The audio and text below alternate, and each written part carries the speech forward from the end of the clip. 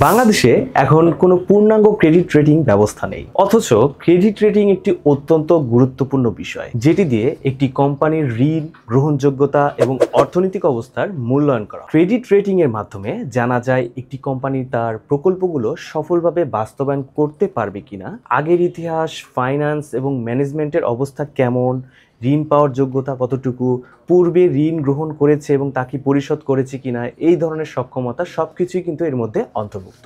আমাদের দেশে এখন কোম্পানিগুলোকে সঠিকভাবে চেনার বা তাদের সম্পর্কে প্রয়োজনীয় ডাটা সংগ্রহ করার কোনো কার্যকর পদ্ধতি নেই। আন্তর্জাতিকভাবে কিছু কোম্পানি যেমন ডান অ্যান্ড ব্রেডস্ট্রিট এবং মেরিল লিঞ্চ এই ধরনের কাজ করে থাকে, কিন্তু বাংলাদেশ এখন পর্যন্ত এই ধরনের কোনো কার্যক্রম শুরু করেনি। পূর্বের কিছু উদ্যোগে প্রাইভেট ক্রেডিট রেটিং এজেন্সি চালু করা হলেও অনেকের মধ্যে এখনো এই রিপোর্টগুলোর প্রতি কোনো আস্থা নেই। তাদের অনেকেই মনে করেন এই রিপোর্টগুলো হয়তো পক্ষপাতমূলক।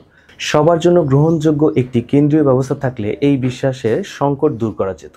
আমাদের পার্শ্ববর্তী দেশগুলোতে যেমন ব্যক্তিগত ক্রেডিট রেটিং এবং স্কোরিংয়ের ব্যবস্থা রয়েছে, সেগুলো তাদের অর্থনৈতিক গতি এবং স্থিতিশীলতা আনতে সাহায্য করে। ট্রানজ্যাকশনের মাধ্যমে একটি অর্থনীতি বিকশিত হয় এবং আমাদের দেশেও এটা খুবই জরুরি। কিন্তু বর্তমানে ঋণ, বিনিয়োগ, এমনকি সাধারণ লেনদেনেও আমরা তেমন আস্থা বা ভরসা পাচ্ছি না। এই অবস্থায় শুধুমাত্র সরকারকে এগিয়ে আসতে হবে, একটি কেন্দ্রীয় ক্রেডিট রেটিং ব্যবস্থা গড়ে তুলতে হবে এবং এটা খুবই প্রয়োজন।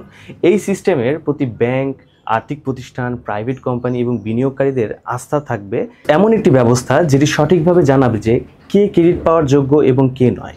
এতে আমাদের দেশের অর্থনীতি আরও শক্তিশালী হবে এবং আগামী 5 থেকে 10 বছরের ভবিষ্যৎ চ্যালেঞ্জগুলো মোকাবেলা করা সহজ হবে।